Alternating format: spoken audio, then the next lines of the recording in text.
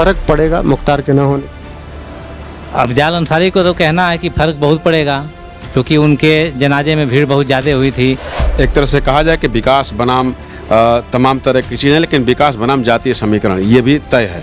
आरोप लगाना और एक बैक सपोर्ट कराना, उसका कोई प्रमाण नहीं होता है, केवल ये चर्चाओं में होता है। सदात राय जी स्वाभाविक रूप से आगे चल रहे हैं, अभी तक आगे रहेंगे। त्रिकोणीय लड़ाई में गाजीपुर हमेशा बीजेपी को जिताई है। किसी भी चुनावी सीट का समीकरण जानना है तो वहां के पत्रकारों से बात करना बेहद जरूरी है। इस वक्त मैं मौजूद हूं गाजीपुर की लोकसभा सीट पर। बेहद दिलचस्प मुकाबला है। एक तरफ अंसारी परिवार है तो दूसरी तरफ बीजेपी ने भी अपने एक ऐसे कैंडिडेट पर दांव खेला है जो कि आरएसएस से जुड़े रहे। अब जमीनी स्तर पर हकीकत क्या है ये जानने के लिए हम इस वक्त पहुंच चुके हैं गाजीपुर के पत्रकारों के बीच। एक बार मैं तस्वीर दिखा दूं। सब अपने आप में यहाँ पर कद्दावर जर्नलिस्ट हैं जो कि एक से बढ़कर एक संस्थान से जुड़े हैं और लंबे वक्त से कार्यरत हैं और काम लंबे वक्त से कर रहे हैं, गाजीपुर को बहुत अच्छे से समझते हैं। तो एक एक लोगों से बात करेंगे और आप तक पहुंचाएंगे गाजीपुर की लोकसभा सीट की हकीकत क्या है। सबसे पहले सर आपका स्वागत और नाम बताइएगा सर। आशुतोष त्रिपाठी। आशुतोष सर, पहले ये बताइए कि गाजीपुर का अभी का समीकरण क्या कुछ चल रहा है इस चुनाव में मुख्तार के जाने के बाद का? देखिए, मुख्तार के जाने के बाद, चूँकि अफजाल अंसारी मुख्तार के बड़े भाई हैं और समाजवादी पार्टी से प्रत्याशी हैं, निवर्तमान सांसद भी हैं। पिछली बार मनोज सिन्हा को करीब 1,20,000 मतों से उन्होंने हराया था और बसपा से चुनाव लड़े थे। सपा बसपा गठबंधन से चुनाव हुआ था। इस बार अब मनोज सिन्हा नहीं है लेकिन अफजाल अंसारी हैं और पारसनाथ राय जो कि मनोज सिन्हा के बहुत करीबी माने जाते हैं, बीजेपी ने उनको टिकट दिया है। आरएसएस के पुराने कार्यकर्ता माने जाते हैं और बीजेपी की माने तो स्वच्छ छवि को लेकर उनको टिकट दिया गया है।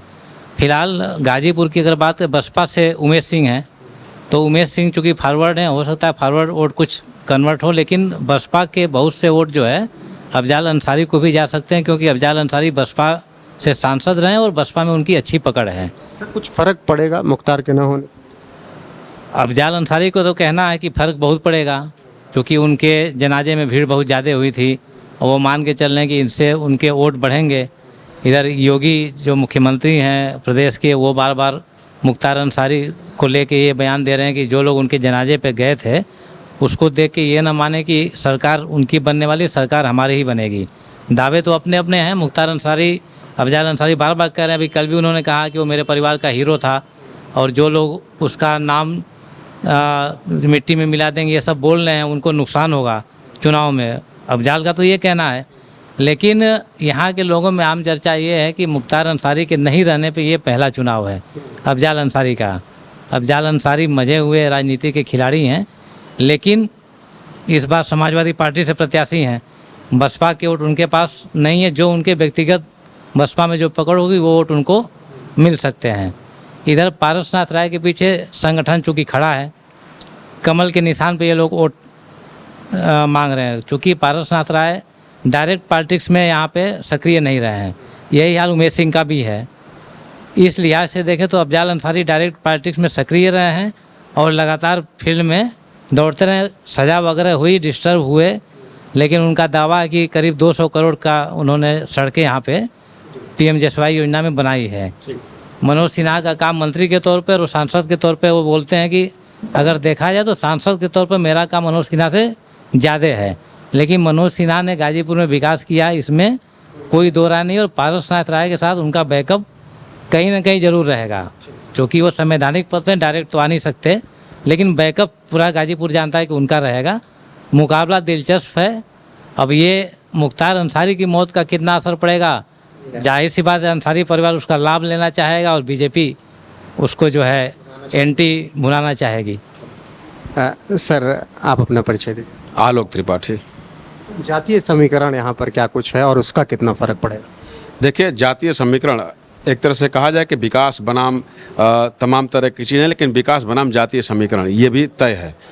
एक तरह से कहा जाए कि यहाँ पे अगर पूरा टोटल गाजीपुर लोकसभा सीट की बात की जाए तो गाजीपुर लोकसभा सीट नहीं बल्कि गाजीपुर के 7 विधानसभा सीट की बात की जाए तो यादव मतदाता 1 नंबर पे हैं, जो कहा जाता है कि 4.5 लाख के आसपास हैं। इसी तरीके से कुछ कम जो है दलित मतदाता हैं जो दलित समाज से आते हैं, उसके बाद ओबीसी हैं, जनरल हैं, बाकी सब लोग आते हैं। तो कुल मिला के जैसे पिछली बार अगर हम लोकसभा चुनाव की बात करें तो पिछली बार में मनोज सिन्हा 1,20,000 चुनाव मतों से जो है चुनाव हारे थे। यानी ये कहा जाए कि सपा और बसपा का जो गठबंधन है वो काफ़ी मजबूत रहा, जिसकी वजह से मनोज सिन्हा जो है इतने अंतरों से हारे। लेकिन फिर भी मनोज सिन्हा जो है अपने जो पूर्व 2014 में जो इलेक्शन हुआ था उसमें 3,06,000 पाके भी चुनाव मनोज सिन्हा जीते थे। लेकिन इस बार उससे 1,48,000 के आसपास वोट अधिक पाने के बाद भी 1,20,000 से हारे थे।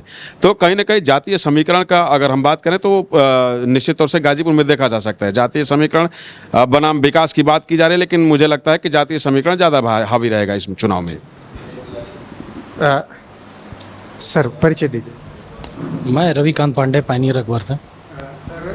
भूमिहार बैकग्राउंड से खड़ा किया बीजेपी ने, जो मनोज सिन्हा के वक्त फ़ायदा मिला था इस बार दिख रहा है वही फ़ायदा? नहीं, वो स्थिति तो इस बार नहीं आने वाली है। मनोज सिन्हा ने जो काम करके दिखाया था और ये अब तक राजनीति से दूर रहे हैं, तो इनको तो जनता यहाँ की जानती नहीं है। अब भाजपा के नाम पर जो इनको वोट मिल जाएगी वही वोट मिलेगी मोदी जी के नाम पर।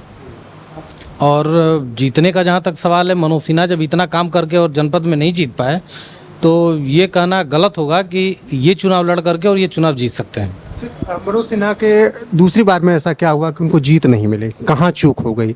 केंद्रीय नेतृत्व से चूक हो गई या फिर उनसे खुद?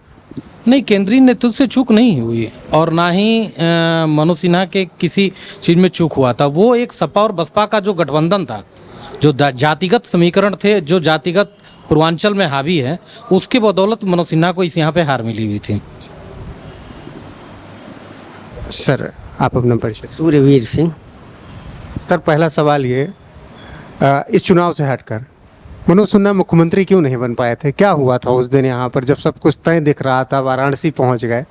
मेरे ऐसे बात करते करते अभी जिक्र आ गया, मुख्यमंत्री क्यों नहीं बन पाए थे? देखिए, उस समय मुख्यमंत्री इसलिए नहीं बन पाए क्योंकि बाबा जो है आदित्य योगीनाथ, जो हमारे वर्तमान में मुख्यमंत्री हैं, वो आरएसएस से जुड़े हुए हैं और वो जो भाजपा को घुमा रहा है वो आरएसएस है। आरएसएस के ही इशारे पे भाजपा चलती है। तो जब वहाँ से ओके हुआ कि नहीं बाबा योगी आदित्यनाथ बनेंगे मुख्यमंत्री, तो फिर किसी की हिम्मत नहीं थी कि भाजपा वाले उनको रोक सके, उनकी ताजपोशी की गई। अच्छा, अगर मैं दोनों को समकक्ष रखूं तो बतौर मुख्यमंत्री अगर मनोज सिन्हा होते या जो कार्यकाल हमने योगी आदित्यनाथ का देखा, इस बराबर खड़े होते मनोज सिन्हा या इससे बेहतर हो? नहीं, इससे बढ़िया तो नहीं होते। योगी आदित्यनाथ के हिसाब से वो उतना बढ़िया बेहतर मुख्यमंत्री साबित नहीं होते क्योंकि उनके पीछे लॉबी थी। जो लॉबी थी तो वो उतना चलने भी नहीं देते उनको, इसलिए उनसे बढ़िया नहीं हो पाते ही है। अब इस चुनाव की बात आ जाए तो आप सीधे सीधे थोड़ा अपने हिसाब से बताइए कि क्या कुछ चल रहा है इस चुनाव में, लोकसभा में? देखिए, यहाँ पर इस चुनाव में भाजपा कैंडिडेट जो है नया है और कभी ये दिखाई नहीं दिए जिले के अंदर किसी भी कार्यक्रम में, भले ही आरएसएस से जुड़े रहे हों वो अलग की बात है, पर कोई धरातल पे कहीं दिखाई नहीं दी है। दूसरी चीज़, ये उनके बहुत ही खास रहे हैं क्योंकि इनके पिछले चुनाव में जो भी चुनाव लड़ा है मनोज सिन्हा ने, वो इनके ये मैनेजमेंट में रहे हैं। तो इस नाते मनोज सिन्हा ने इनको टिकट दिलाया और इससे भी अच्छे अच्छे कैंडिडेट थे। अगर चाहते मनोज सिन्हा तो अच्छे कैंडिडेट भी मिलते, पर उनके एक है कि हम आगे, जैसे नेताओं के गुण होते हैं कि किसी को आगे नहीं बढ़ने देंगे, अपने ही यस मैन को रखेंगे, उसी तरह इन्होंने किया। पिछले चुनाव में देख लीजिए, यहाँ पर विधानसभा सीट पर जितने पर था इन्होंने अपने ही आदमियों को रखा, चाहे वो मोहम्मदाबाद की सीट पे अलका राय रही हो, चाहे संगीता बलवंत यहाँ रही हो सदर में, और सुनीता सिंह रही है जमनिया में। ये हारे। बहुत इन्होंने प्रयास किया, नहीं जीता पाए क्योंकि अब वो दौर नहीं रह गया कि हम जिसको भी खड़ा कर दे और इतना हमारा पावर है कि हम उसको जिता ले जाएंगे, क्योंकि जनता समझ चुकी है और जनता ही फैसला करती है। सर अपना परिचय दीजिए। शशिकांत तिवारी। बसपा कितना एक्स फैक्टर होगी इस चुनाव में दोनों कैंडिडेट के बीच, इंडिया गठबंधन वाले और एनडीए गठबंधन? बीएसपी हमेशा से जब अलग रहती है तो निर्णायक भूमिका में रहती है और जिस तरीके से गाजीपुर की समीकरण का आप बात कर रहे हैं तो 2014 की लोकसभा का देखा जाए तो 2014 में भी यही सेम कंडीशन था, जब सपा बसपा भाजपा सब अलग अलग लड़े थे। उसमें कुछ अन्य पार्टी के भी, कौमी एकता दल के भी प्रत्याशी थे, कुछ निर्दलीय भी थे, तो वो एक माहौल अलग था। इस बार का जो माहौल है थोड़ा सा उससे अलग है। हालांकि तीनों पार्टियां अलग अलग ज़रूर हैं।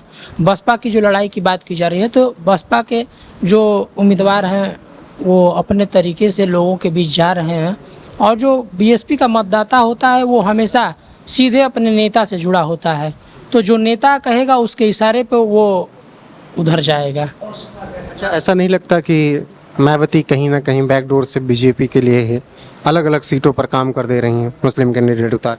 नहीं, ये कोई नहीं कह सकता है। आरोप लगाना और एक बैक सपोर्ट कराना, उसका कोई प्रमाण नहीं होता है, केवल ये चर्चाओं में होता है। तो इस तरह से प्रत्यक्ष रूप से कह देना कि बैकडोर से मायावती भाजपा के लिए काम कर रहे हैं, ये बिल्कुल ठीक नहीं है। सर, आपका नाम? अभिषेक सिंह। सर, मैं ये जानना चाहूँगा कि अंसारी परिवार और गाजीपुर, ये रिश्ता क्या रहा जो दुनिया में संदेश गया? क्या कुछ था इतिहास में? देखिए, अब अंसारी परिवार की बात करेंगे तो यहाँ से अगर अफजाल अंसारी की अगर बात करें हम, तो वो 1985 से लगातार जो है चुनाव जीतते आ रहे हैं। लगभग 7 बार चुनाव जीते हैं, 10 बार चुनाव लड़े हैं, 7 बार जीते हैं। तो अंसारी परिवार का एक फैक्टर रहा है यहाँ पे, जो जातिगत समीकरण है उससे वो चुनाव जीतते हैं। अगर यहाँ पे बात करेंगे यादव वोटों की, तो वो जो है 4 लाख 4.5 लाख के बीच में है। उतने ही दलित वोट 4,10,000 हैं। राजपूत वोट की बात करें 2,70,000 लगभग है। तो अगर ये जातिगत समीकरण बात करेंगे तो ये उसी में वो फिट बैठते हैं। लेकिन इस बार समीकरण कुछ चेंज है। पिछली बार 2019 में जब चुनाव वो लड़े थे तो वो सपा और बसपा का गठबंधन था, तब वो चुनाव जीते थे। अगर इस बार भाजपा अपना मूल वोट जितना वो पाई थी पिछली बार उतना पा जाएगी तो भाजपा यहाँ से निकल जाएगी। अगर समीकरण की बात करेंगे, 20,70,000 मतदाता हैं गाजीपुर में, तो इस बार चुनाव जो है त्रिकोणात्मक रहेगा। उमेश सिंह अगर बसपा का वोट अपना खींच ले जाते हैं, क्योंकि बसपा का वोट शिफ्ट होता था अफजाल अंसारी पे, क्योंकि बसपा के सांसद थे। लेकिन इस बार ऐसा कुछ नहीं है। उमेश सिंह मैक्सिमम बसपा के 2 से 2.5 लाख गिरी हालत में बसपा यहाँ पाती है, तो इस हिसाब से भाजपा यहाँ पे भारी रहेगी। सर, आपका पक्ष? अभय सिंह। सर, ये बताइएगा कि किस तरीके से जो ये चुनाव जिस तरीके से लड़ा जा रहा है, अब की कौन सा कैंडिडेट सबसे भारी दिख रहा है? बीएसपी, इंडिया गठबंधन या एनडीए गठबंधन? पारसनाथ राय जी स्वाभाविक रूप से आगे चल रहे हैं, अभी तक आगे रहेंगे। त्रिकोणीय लड़ाई में गाजीपुर हमेशा बीजेपी को जिताई है। इसके पीछे का क्या रहा? मोदी के नाम पे, कमल के नाम पे, या फिर मोदी फैक्टर तो है ही है। मोदी फैक्टर तो है ही है, पूरे देश में है। तो गाजीपुर मतलब आपके नज़रिए से ये कुछ देख रहा है? बिल्कुल। तो फिलहाल गाजीपुर के जो वरिष्ठ पत्रकार हैं उनसे हमने बातचीत की और उन्होंने विस्तार से अलग अलग सवालों का अलग अलग जवाब दिया और बताया कि किस तरीके से अब यहाँ पर चुनावी लड़ाई चल रही है और त्रिकोणीय मुकाबला है। एक तरफ अफजाल अंसारी हैं, पारसनाथ राय हैं, तो दूसरी तरफ बीएसपी के भी कैंडिडेट यहाँ पर दम ठोंक रहे हैं। तो देखना होगा कि 1 जून को जब चुनाव होता है तो 4 जून को नतीजे क्या आते हैं। फिलहाल गाजीपुर के पत्रकारों पर आपकी राय क्या है, कमेंट करके जरूर बताइएगा और वीडियो को शेयर जरूर कीजिएगा। सहयोगी पिंटू के साथ रोहित पांडे।